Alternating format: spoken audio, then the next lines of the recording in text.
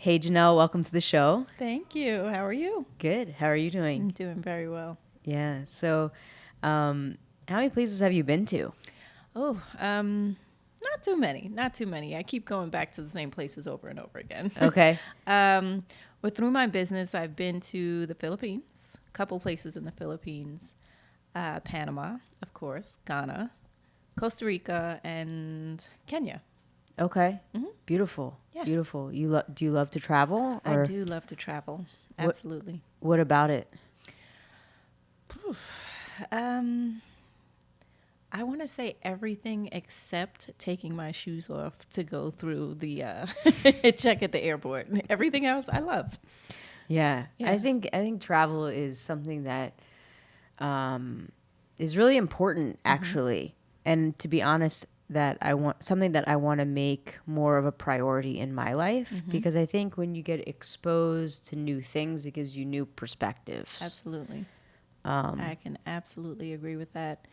And I just think we can see this new era that we're in where everybody's traveling almost all of the time.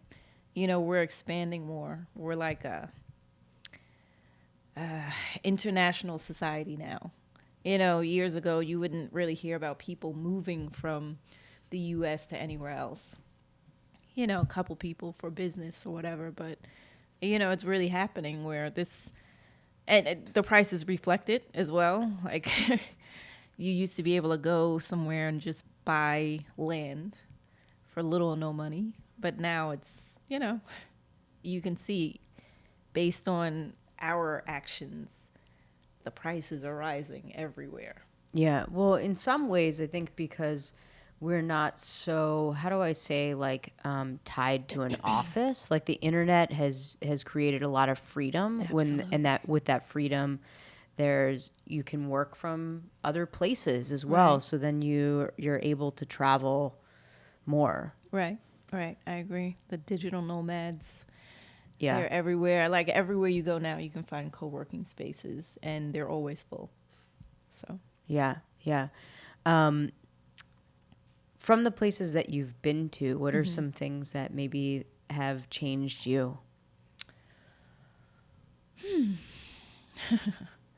um, personally, I would like to think that, well, going places and seeing how people accept me as a black person, that's different because I'm so used to being here. And being black here is different than being black in the Philippines. It's that was eye opening for me. In what way? Well, they of course were in small numbers, but they accept you. They make you feel special. Um, I had people taking pictures with me. It was like, you know, I was really special. Hmm. And that's, I would say, one of the first times that, yeah, the first time that people just because of who I am, felt like I was special. Of course, you have your family, people you love. They think you're special, but just being you was special to them because you're so different. How do you think that affected you? Mm, it made me realize that I guess I can go anywhere else. I don't have to stay here because this is where I'm from. It made me realize I can go home as well. I've been back and forth to Ghana. And, I've always, for years, I've been promoting moving to different countries. But as I started, traveling to these places, I really, I don't want to say started to believe myself, but it was like, oh, this is real, you know? It kind of solidified things for me. Yeah. Yeah. So Excuse me. you've been thinking about moving? Is that what you're saying? Yes. Okay. I always want to go somewhere else. Like, always. Like, I told my husband I want to live in a different place every 6 months. You know what I mean? That's how I'd like to live my life. Warm places only. You don't like the cold? Do not like the All cold. right. Yeah. I'm actually supposed to be in Panama right now, but I'm here. Okay. freezing. I'm working on my relationship with the cold.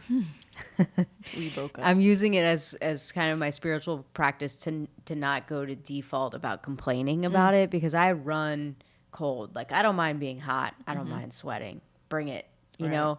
But like, I'm cold right now. Right. I'm freezing. Yeah. Trying to be cute. Yeah, I much prefer to go to places that are also warm and have the sun and the sand and Absolutely. the Yes. beach. Yes. Yes. Yeah. Yes.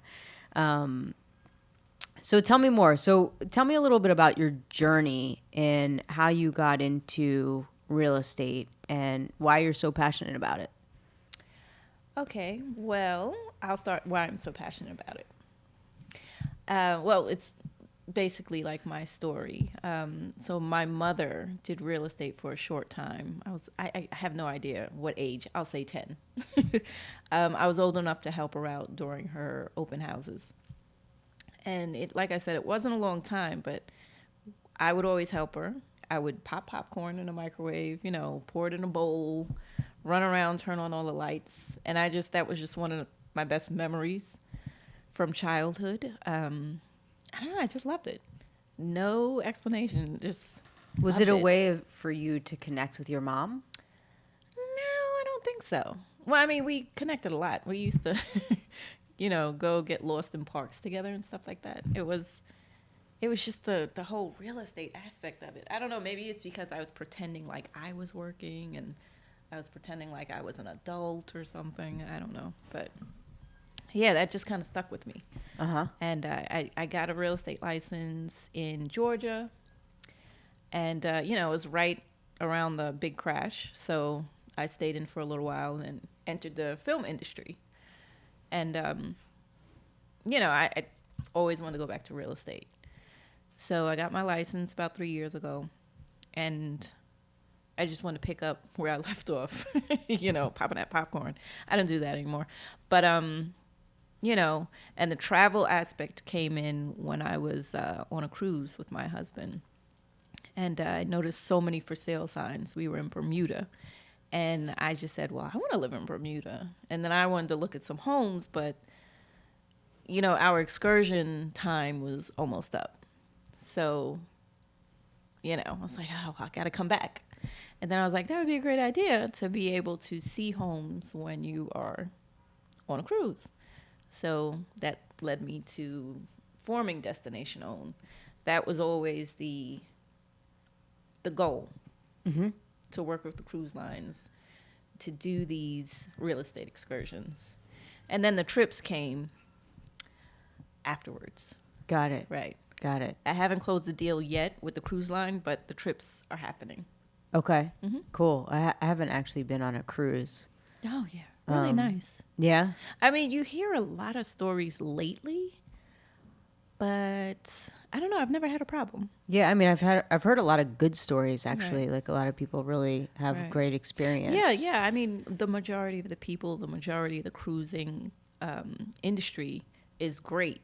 I guess you're just hearing more negative stuff now because The news. The news, yeah.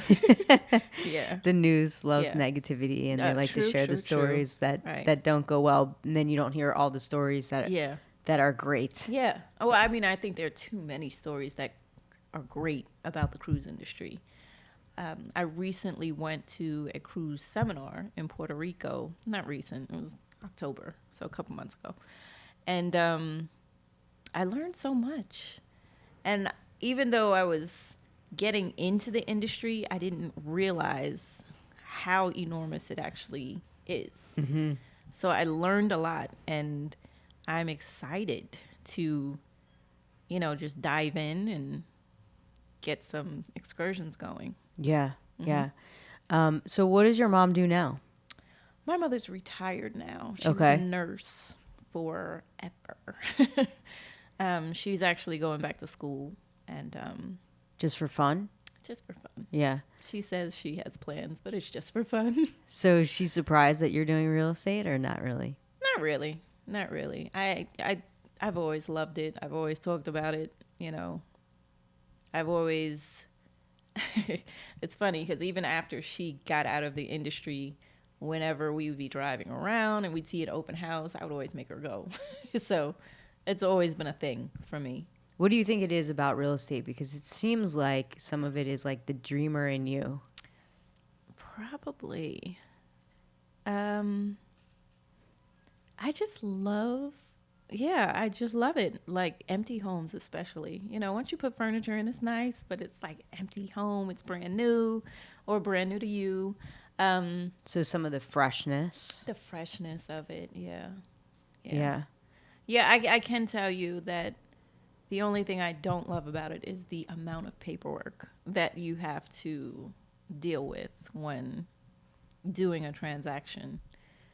And I wonder if that will change. Do you think? Or not really? There's so many yeah. I don't think so, because it's like you do a lot of stuff online, but it all comes down to paperwork. Right. You know, and I don't think it'll change because of all the laws and assurances that you have, and it's needed.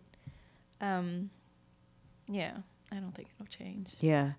And is it different also, like doing transactions in different places? Is it a different experience for absolutely. each? Yeah. Yeah. So each country is different. I haven't been to all countries, but each country I've been to so far is different. And that is why I created Destination Own. Because let's say you're going somewhere to buy property. You have no idea what's going on. Like you may know a little bit about how we do things here, but you're not a real estate agent, so you don't really know everything. Mm-hmm. So now you're going to a different country and you know absolutely nothing. So you're relying on this agent who is not just working with you, but working for the seller. Mm-hmm. So my goal or intention is to, protect you and work with you so that this happens as smoothly as possible. Yeah. Mm-hmm. Yeah.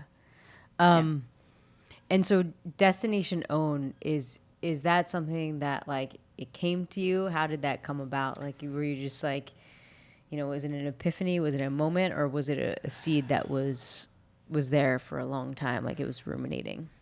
I kind of think it was there for a long time, but I can remember when I was like, that little thing went off in my head and I said, I'm going to figure out how to do it. I was watching HGTV, of course, because my channel stays there. And it was Island Hunters. Uh-huh. And I said, I want to do that. I want to sell an island. I want to be there. It was probably cold at the time. So I want to be in the sun and sell real estate. And I said, I wonder how I can do it. So I went online and I was looking through just like different real estate companies, trying to see if there were any international ones and see if they're hiring and what kind of licenseship I would need. And I kind of kept coming across like these roadblocks, and I would have to get a license here and then get a license there, and so I just did my research and I found that there is a designation within the National Association of Realtors that allows you to work with other agents around the world. So I signed up. And it's funny because at the time I was still in real estate school in Pennsylvania. So this was the second time I was going through it.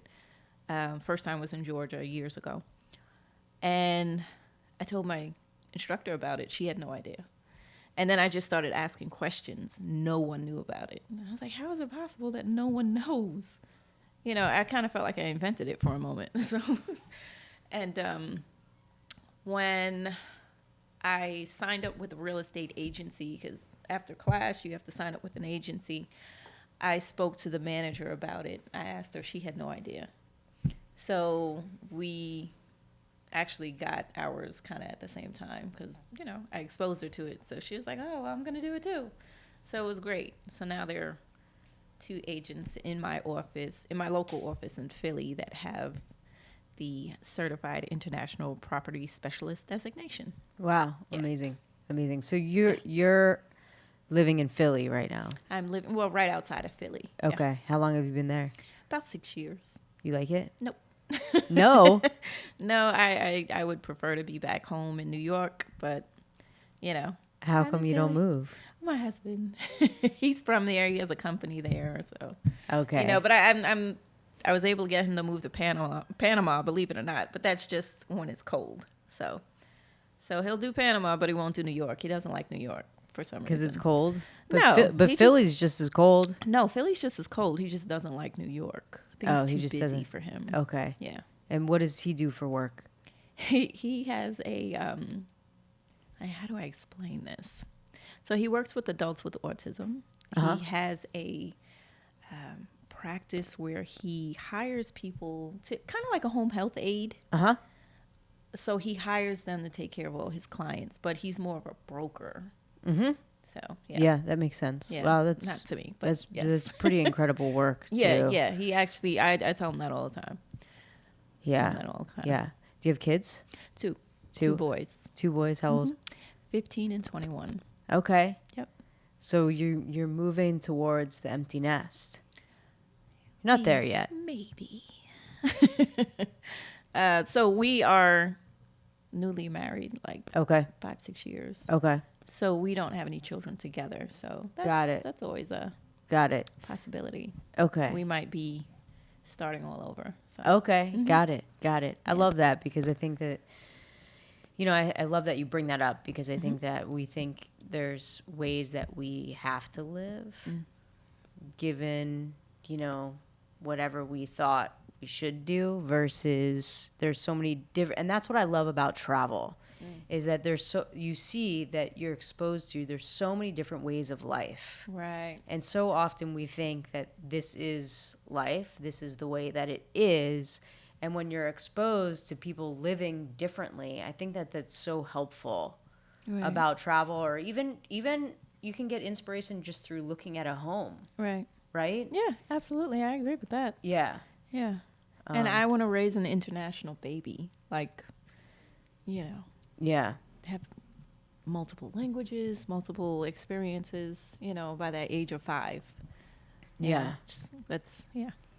I think I thought that too, but now that my son is almost 5, I'm like, I kind of missed that mark. But I'm understanding that the importance of travel, and I want to make it more of a priority. And I always thought that because I went to private school, I always thought that I would send my child to a private school. Right.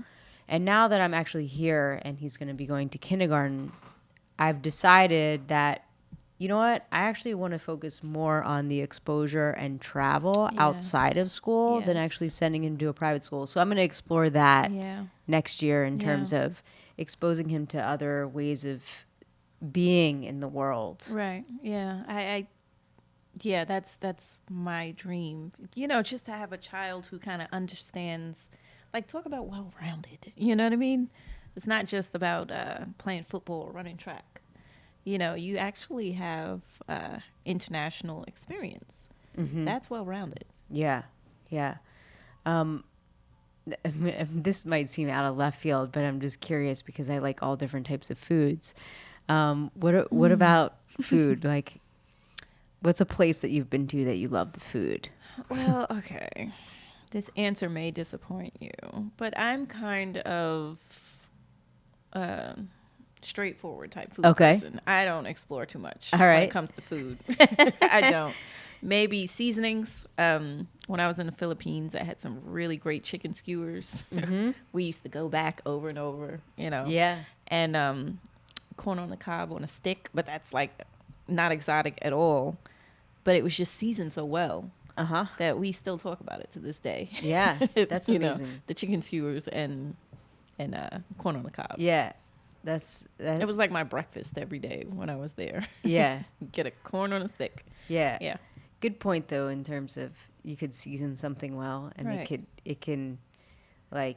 be the same type of food but different type of seasoning. Right. Absolutely. Yeah. So I was vegetarian for many years, but then I'm a picky vegetarian. Like, I don't eat mushrooms. I don't eat this. I don't eat that. So it was kind of like, it wasn't that much that I could eat. So yeah, it comes in the flavor, the seasoning. Yeah.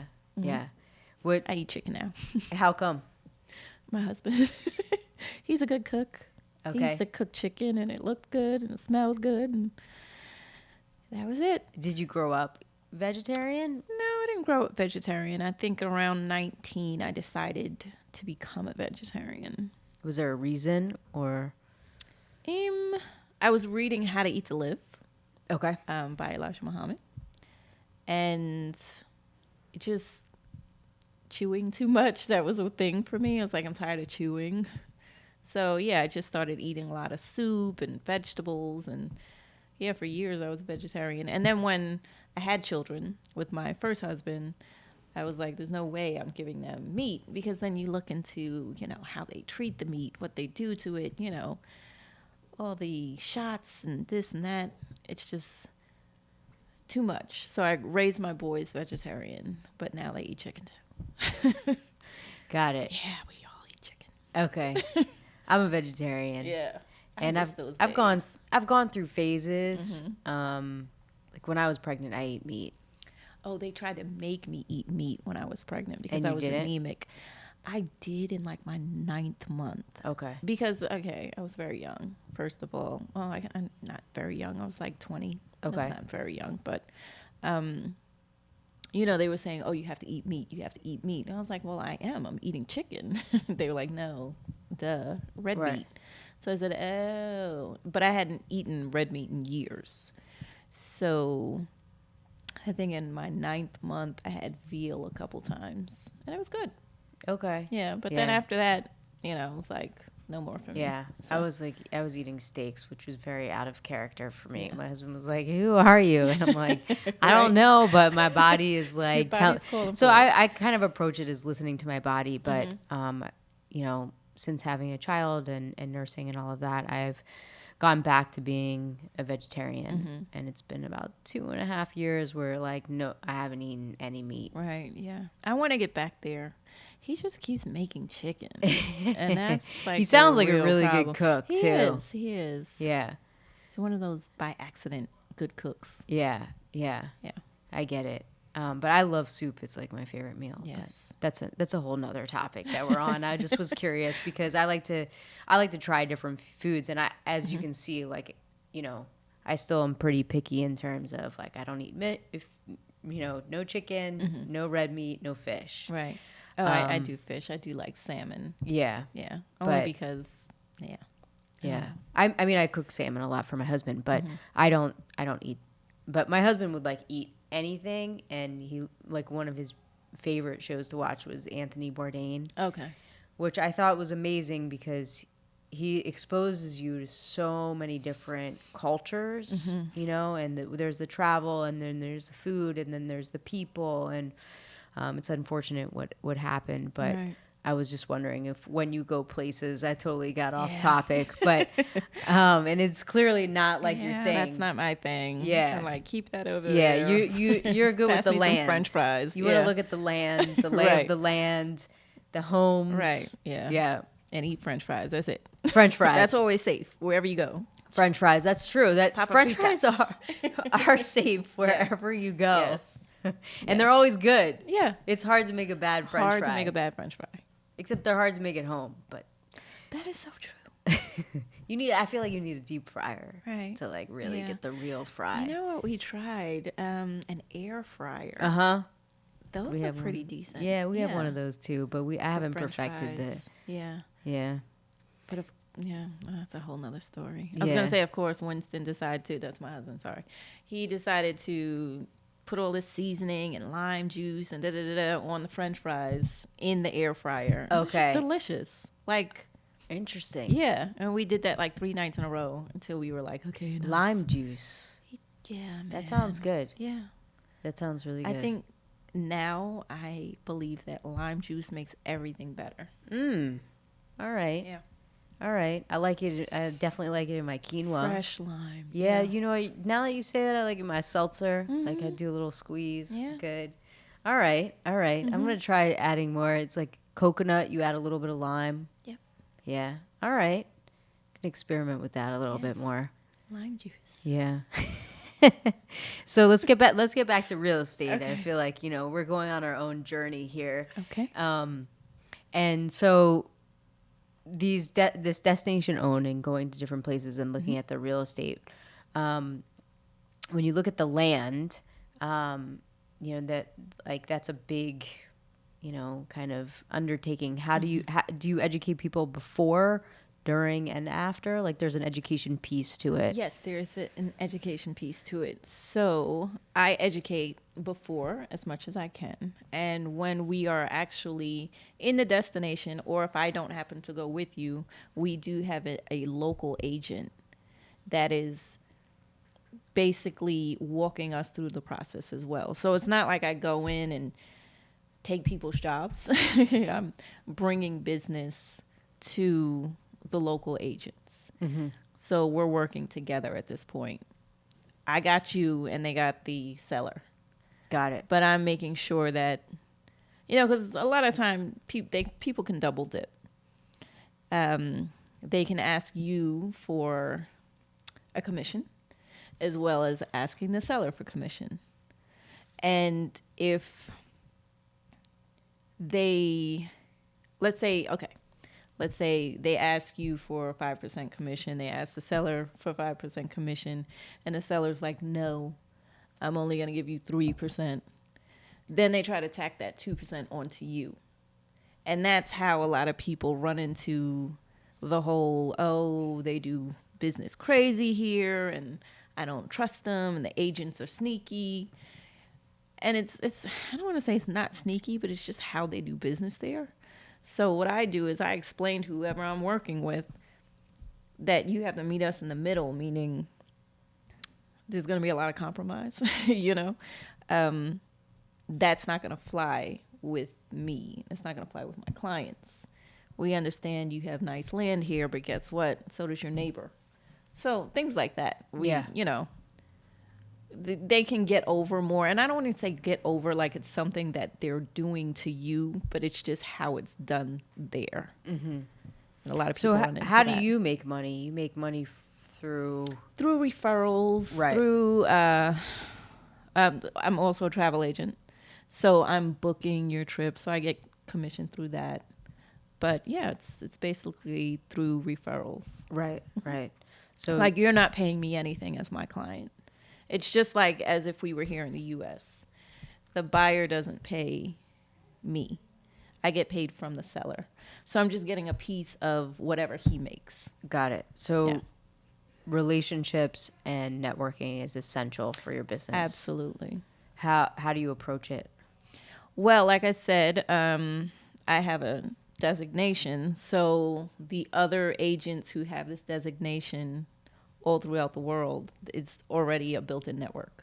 Got it. So I work through them when I can.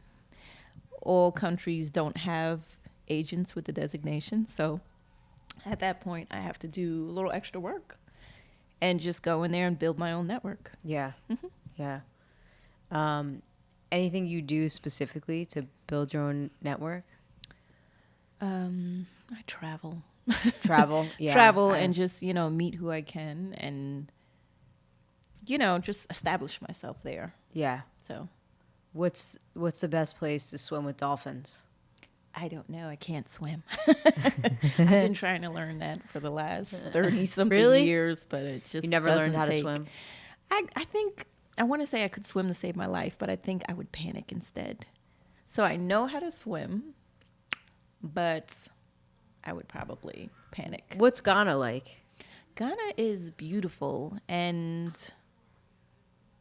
it's very interesting because it's beautiful, but then it's crazy, and then it's nice, and it's, expensive. It's kind of it's a surprise. It's like it has everything you're looking for, and you scratch your head at, why isn't this done yet? A lot of times when you go to like different parts of Africa and the Caribbean as well, they don't use credit. So you'll see a lot of buildings or homes that are half built. I always thought they were abandoned, but I started to learn that they are in the process of being built. So they'll have a certain amount of money, they'll put in the foundation, and then they get more money, and then so they build it in stages. It could take up to 10 years. Wow. Yeah. So you'll see a lot of that in Ghana because there's a lot of building going on. I almost think it's better though not to rely on credit. Yeah. I mean, I think that's a whole nother conversation. That's a whole nother conversation. Yeah, Yeah, absolutely. I mean, real estate market in this country is so basically reliant Right. on that. I mean, Absolutely. there's rare cases, but yeah. Yeah, absolutely. And that's one of the things, I don't want to say issues I have, but as Americans, we're so used to working with credit. So some clients come to me and say, oh, can I get a mortgage? And it's like, you can, but the interest rate is going to be insane, or you can't, Yeah. or you have to But it's leverage priced, something priced that for you have here. mortgages, sort of. I mean, the market is priced to go to a lender to some extent. Here or in? Here, Oh, okay. I think. I Yeah. don't know. I'm So- not that educated on this. So Well, I'm- I mean, yeah, anything if you don't have the cash, everything is priced for mortgages. So That's I mean, Yeah, that's true. and that's the thing in Ghana. A lot of people have been sleeping on Africa, for a long time. So they don't really consider that as an option. But Yeah. now it's really big, and they're going, and it's like, okay, well, the prices have already gone up. You're kind of late to the Yeah. party. So you expect to get something for $40,000, and it's like, oh, no, it's $1 million, Yeah. Yeah. So tell us how we can get in touch with you, Janelle. Okay, so you can get in touch with me through my website. It is www.destinationown.com. I am on Facebook at destinationown.com and Instagram at destinationown.com. Thank you so much. Yes. Oh, and I'm sorry. My email address is jm@destinationown.com. Great. Yes. Thank you. Thank you.